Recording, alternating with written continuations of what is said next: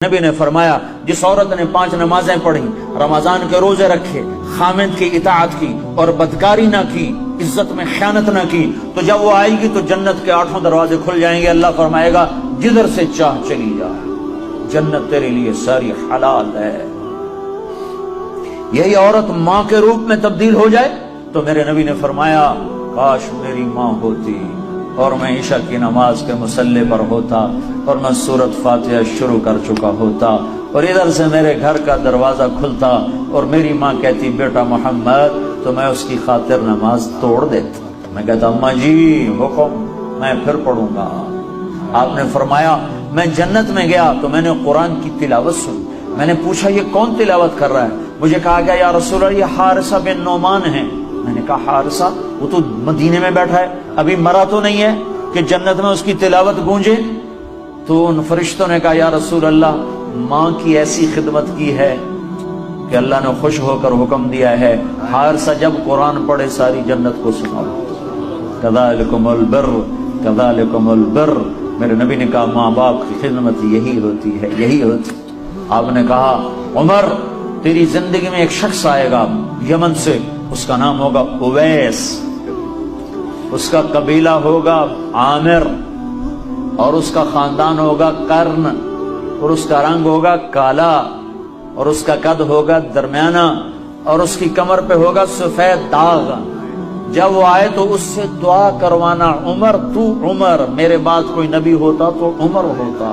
اور نبی کے دائیں طرف عمر کی قبر ہے، بائیں طرف یہ نقشہ ہے قبروں کا، ایک قول کے مطابق کہ درمیان میں اللہ کے رسول ہیں، سیدھے ہاتھ ابو بکر، الٹے ہاتھ عمر، اور ایک قول یہ ہے یہ اللہ کے رسول، یہ ابو بکر اور یہ عمر، اس طرح کر کے، اور ایک قول یہ ہے، ایک قول یہ ہے، اس طرح۔ یہ میرے نبی کی قبر، پاؤں کے ساتھ ابو بکر کا سر، پھر ابو بکر کے سر کے ساتھ پاؤں کے ساتھ عمر کا سر، یوں 3 قبریں ہیں، یا یہ ہے۔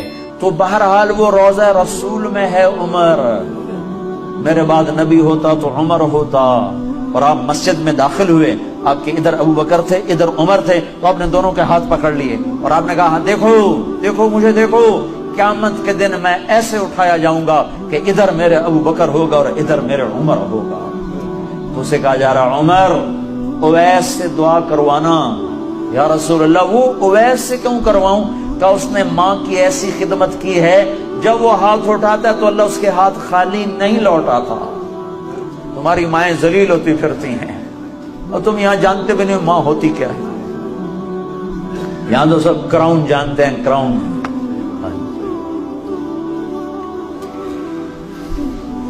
اللہ معاف کرتے ہیں۔ حضرت عمر کا زمانہ آ گیا، ہر سال حج کرتے تھے، ہر سال حج میں اعلان کرتے، کوئی اویس بنی عامر کوئی بھی نہیں ہوتا تھا۔ ایک سال گزرا تو آپ نے حج میں سارے حاجی اکٹھے کر لیے، جبل ابی قبیس کے سامنے کھڑا کر دے، کہا بھائی سارے کھڑے ہو جاؤ، اور کہا بھائی یمن والے کھڑے رہو باقی سارے بیٹھ جاؤ۔ تو یمن والے کھڑے، ہاں بھائی سارے یمن والے بیٹھ جاؤ، بنو عامر کھڑے رہو، تو بنو عامر کھڑے ہو گئے۔ پھر سارے بنو عامر بیٹھ جاؤ، کرنی کھڑے رہو، تو ایک کرنی کھڑا رہا، ایک، باقی سارے بیٹھ گئے۔ تو حضرت عمر نے پوچھا بھائی تو کرنی ہے؟ کہا جی ہاں۔ کہا تو اویس کو جانتا؟ جی جانتا، میرا سگا بھتیجا ہے، میرے سگے بھائی کا بیٹا، پر وہ تو پاگل سا ہے، آپ اس کا کیوں پوچھ رہے ہیں؟ تو حضرت عمر رونے لگے، کہنے لگے پاگل وہ نہیں تو ہے، یہ بتا وہ حج میں آیا ہے؟ کہا جی آیا ہے۔ کدھر ہے؟ کہا جی وہ اس وقت اونٹ چرانے جاتا ہے عرفات کی طرف۔ تو آپ نے حضرت علی کو ساتھ لیا اور دوڑ لگائی، گئے تو اویس کرنی ایک درخت کے نیچے نماز پڑھ رہے اور اونٹ ان کے چاروں طرف چل رہے، تو یہ دونوں حضرات آ کے بیٹھ گئے۔ انہوں نے دیکھا کچھ لوگ آ گئے تو انہوں نے نماز مختصر کر دی، تو انہوں نے پوچھا، حضرت عمر نے پوچھا بھائی کون ہو؟ کہا جی مزدور ہوں۔ کہا تیرا نام کیا ہے؟ کہا جی اللہ کا بندہ عبداللہ۔ کہا بھائی وہ نام پوچھ رہا ہوں جو تیری ماں نے تیرا رکھا ہو۔ وہ کہنے لگا تو میرا انٹرویو کیوں لے رہا ہے؟ ان کو نہیں خبر کہ یہ عمر ہیں، یہ تو تابعین میں سے نا، دیکھا بھی نہیں، پہلی دفعہ حج پر آئے ہیں۔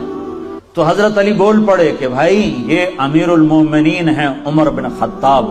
سے کانپ گئے، کہنے میں معافی چاہتا ہوں، میں نے آپ کو نہیں پہچانا، میں آپ کو بھی سلام پیش کرتا ہوں اور آپ کو بھی سلام پیش کرتا ہوں، میرا نام میری ماں نے اویس رکھا ہے۔ تو حضرت عمر نے کہا کپڑا ہٹاؤ اپنی کمر سے، تو ان سے کمر سے کپڑا ہٹایا تو سفید نشان تھا، تو کہا ہاتھ اٹھا اور ہم دونوں کے لیے دعا کر۔ وہ رونے لگے، کہا میں تو آپ قدموں کی خاک نہیں ہوں، میں آپ کے لیے کیسے دعا کروں؟ کرنی پڑے گی۔ ہمارے نبی نے ہمیں کہا تھا کہ تیری ماں کی خدمت نے تجھے وہاں تک پہنچا دیا ہے کہ تو یوں کرتا ہے تو اللہ لبیک کہتا ہے۔